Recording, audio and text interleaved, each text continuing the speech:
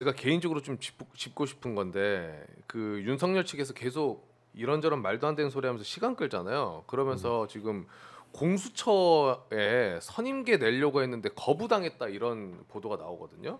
근데 이거 저는 이 언론사들이 헤드라인을 이렇게 뽑는 게 굉장히 잘못됐다고 생각합니다. 이거 내용을 자세히 보시면은 공수 윤석열 측에서 변호인 선임계 내려고 공수처 갔는데 아 됐어 안 받아줘 이게 아니라 본인들이 직접 전달하려고 했는데 공수처에서 민원실에 맡겨놓으라고 해가지고 그냥 돌아왔다는 거예요.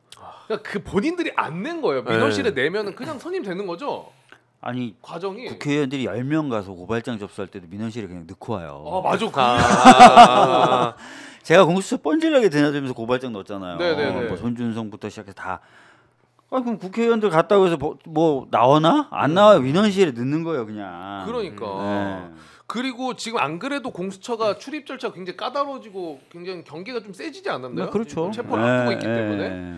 그런데 거기에 무작정 가가지고 민원실 말고 직접 전달하겠다 네. 이런 땡깡 부리다가 안 된다 그러니까 그냥 돌아와가지고 거부당했다라면서 또 이 분위기를 만드는 거 그리고 이 헤드라인을 그대로 따서 쓰는 거 저는 굉장히 요거 문제가 있다고 생각합니다. 따옴표 저널리즘이요. 네네. 말하는 대로 그냥 써주는 거. 예. 난 진짜 안 돼요. 그러니까 속보, 윤측 이게 뭔 의미인지 모르겠어요. 뭔지 뭐냐고. 네.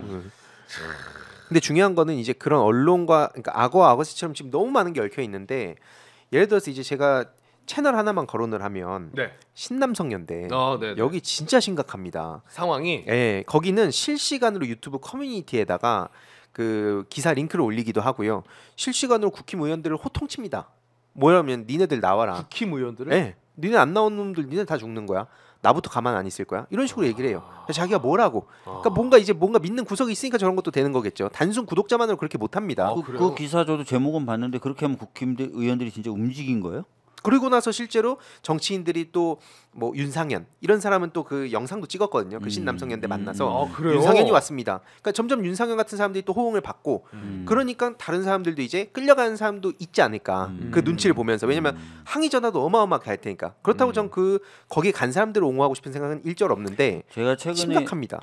저쪽에서 이제 탄핵을 찬성했던 의원들 좀 이렇게 챙기면서 밥도 먹고 그렇게 약속도 잡고 하고 있어요. 국힘 쪽에서 탄핵을 국힘 쪽 찬성했던 의원들. 근데 어떤 의원 같은 경우는 전화가 안 돼요. 내가 이렇게 문자도 남기고 막 해도 안 돼. 그래서 왜 그러냐 했더니 핸드폰이 말을 안 되는데 문자가 하도 많이 들어와요. 먹통이 되는구나. 예. 왜 찬성했냐 탄핵 예. 배신자 요런 뭐 그런 뉘앙스에 그 연락이 안 되더라고요. 이게 그래서 나중에 이제 알아봤더니 아우 제가 핸드폰 지금 쓸 수가 없다고. 그러니까 그렇게 지금 그쪽도 강하게 지금 프레시를 하고 있는 거예요.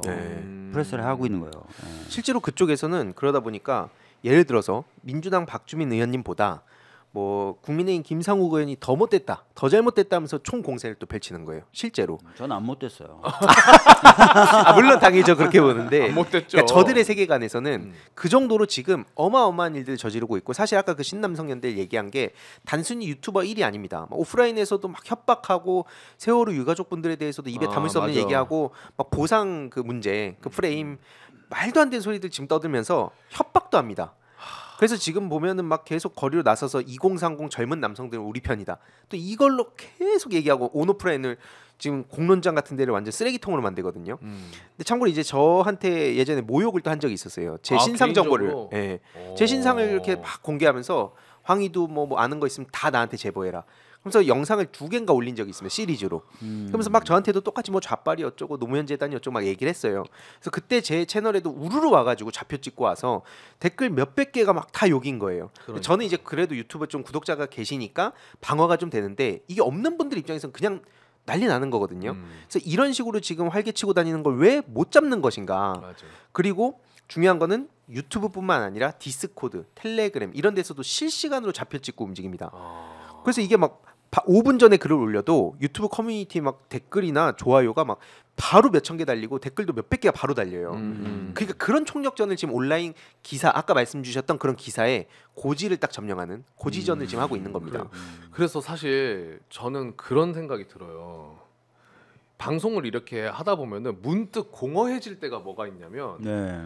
사실 윤석열의 이 내란은 좌우의 문제가 전혀 아닌데 아니에요. 네. 갑자기 이거 왜 윤석열의 얘기를 계속 받아 쓰고 이 입장이 말도 안 된다라는 거를 증명을 해야 되고 이게 왜 민주당과 국힘 의원들의 뭐 대립이 계속 나오고 정파 싸움 이거 뭐 하는 거지? 라는 순간적으로 좀 공감이 들 때도 사실 있습니다.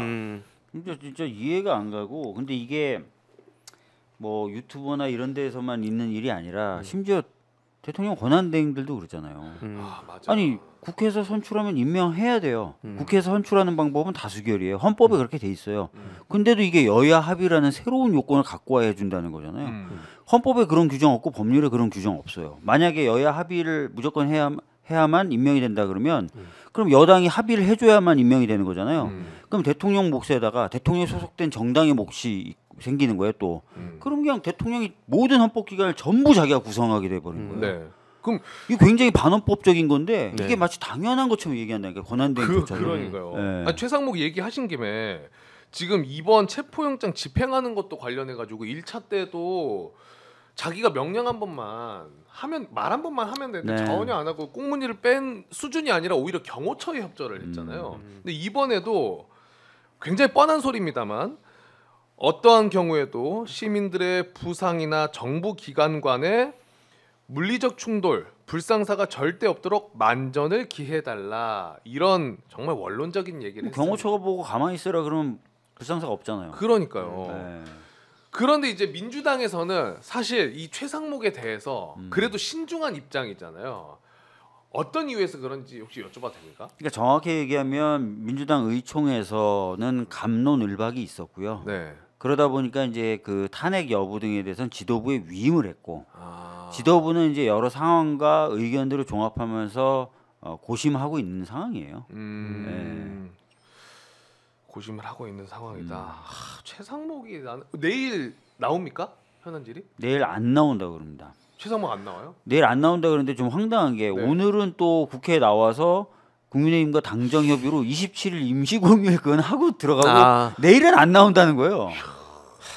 진짜 황당하죠 좀. 타치들 멋대로네요 그냥. 자기 멋대로야. 와.